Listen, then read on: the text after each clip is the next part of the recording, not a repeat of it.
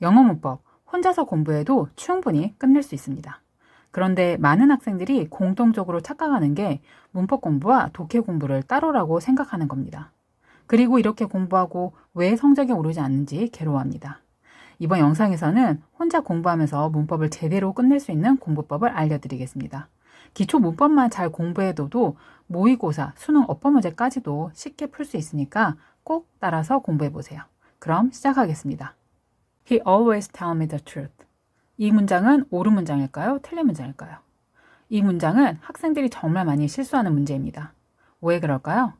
주어가 3인칭 단수일 때 동사에 s를 붙인다. 이 내용만 생각하고 문장을 대충 보고 풀기 때문입니다. he가 3인칭 단수고 always의 의미는 생각도 안 하고 s가 붙어 있으니까 맞겠지 하고 그냥 넘어갑니다. 이 문장의 동사는 tell이죠.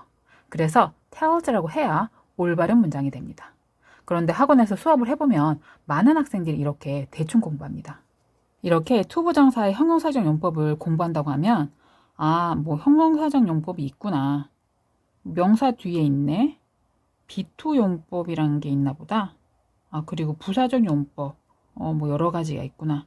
이렇게 대충 한번 읽어보고 바로 문제를 풉니다. 그리고 문제를 제대로 읽어보지도 않고 투부정사에 관련된 내용이니까 그냥 투 동사 형태만 보고 다 표시합니다. 그러다가 조금 다른 내용이 나오면 이게 뭐지? 하면서 바로 다시 옆에 설명을 찾아봅니다. 이렇게 문제를 풀면 답은 맞을 겁니다. 하지만 이렇게 공부하면 문법을 이해한 것도 아니고 나중에 같은 문제가 나오면 또 모르게 됩니다. 이렇게 공부해 보세요. 투부정사에 형용사적 용법이 있구나. 명사를 이렇게 뒤에서 꾸며주는구나. be2의 형태로도 쓰일 수 있구나. 그리고 예문도 해석해 보세요. 나는 충분한 돈이 없다. 자전거를 살. 이렇게 해석하면 되는구나 라고 봐주시고 전치사랑 같이 쓸 수도 있네. 어떨 때 들어가지? 예문도 꼼꼼하게 봐주세요. 그리고 be2 형태가 있는데 여러 가지의 의미가 있구나 보면서 각각의 예문도 한번 다 해석을 한번 해보세요. 그리고 부사적 용법을 보면서 목적, 뭐뭐하기 위해서라고 해석이 되네. 그럼 이거는 너는 공부를 열심히 해야 한다. 장학금을 받기 위해서. 이렇게도 해석이 되는구나.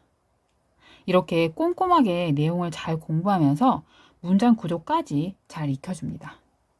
그리고 그 다음에 문제를 풀어보세요. 문제를 풀면서 답만 체크하지 말고 문장 해석도 하나씩 해보세요. 나는 열쇠를 잃어버렸다. 서랍을 열. 이렇게요. 그런데 이렇게 공부하면 시간이 많이 걸릴 겁니다. 그래도 같은 내용 대충 봐서 여러 번 공부하는 것보다는 이렇게 꼼꼼하게 한번 제대로 공부하는 게 결국에는 시간을 아끼는 길입니다. 문법 공부할 때 예문, 해석 꼭 꼼꼼하게 해보세요. 중학교 문법 공부에서 중요한 건 문장 구조를 파악하는 실력을 키우는 겁니다. 이 실력을 키워야 고등학교 올라가서 긴 문장을 해석하거나 어법 문제를 풀 때 쉽게 할 수 있습니다. 만약 고등학교 모의고사에서 이런 문제를 처음 접하면 엄청 당황할 겁니다. 그런데 이 문제는 주어와 동사에 대한 기본 개념만 알아도 충분히 풀 수 있는 문제입니다. 주어는 people이고 그러면 당연히 동사가 있어야겠죠. 그런데 아무리 찾아봐도 동사가 보이지 않습니다. 이 engageing이 이 문장의 동사입니다. 그래서 engage라고 고쳐야 올바른 문장이 됩니다. 이 문장은 고등학교 모의고사 어법 문제 중에 일부입니다. 이런 어법 문제에서 가장 기본이 되는 내용이 주어, 동사 찾기입니다. 영어의 기본 중에 기본이죠. 그러니 문법 공부할 때 문제 푸는 것도 좋지만 문장 구조가 어떻게 되는지 이해하는 공부도 같이 해주세요. 특히 이런 관계대명사와 관련된 문제를 풀 때 선행사에 맞는 올바른 관계대명사를 고르는 것도 중요하지만 어디가 주어이고 어디가 동사인지 문장 구조도 꼭 한번 봐주세요. 그 소녀가 여기에 주어구나. 그리고 후부터 해까지가 소녀를 꾸며주네. 동사가 attracted구나. 그럼 웃긴 모자를 썼던 소녀가 사람들의 관심을 끌었다. 이렇게 해석이 되는구나. 이렇게 공부하면 어법 문제뿐만 아니라 독해의 실력까지도 올릴 수 있습니다. 그리고 이렇게 문제를 풀고 답을 맞춰보겠죠. 그런데 문제를 틀리면 어떻게 하나요? 아마 답지 해설을 바로 볼 겁니다. 그리고 답지를 읽어보고 대충 이해되면 그냥 넘어갈 겁니다. 그런데 이건 정말 이해가 된 게 아닙니다. 만약에 진짜 이해가 됐다면 다른 사람에게 설명할 수 있을 정도로 문제를 잘 알고 있어야 합니다. 보통 이런 문제를 풀고 답이 틀리면 답지를 보고 대시 접속사라고 하네? 그런가 보다 하고 그냥 넘어갈 겁니다. 답지의 해석에 의지하지 말고 문장 구조를 잘 살펴보세요. 지금 배우고 있는 내용이 관계대명사였습니다. 관계대명사는 앞에 선행사가 있습니다. 2번부터 5번까지는 다 that 앞에 선행사가 있습니다. 그런데 첫 번째 문장은 바로 동사가 나오고 있습니다.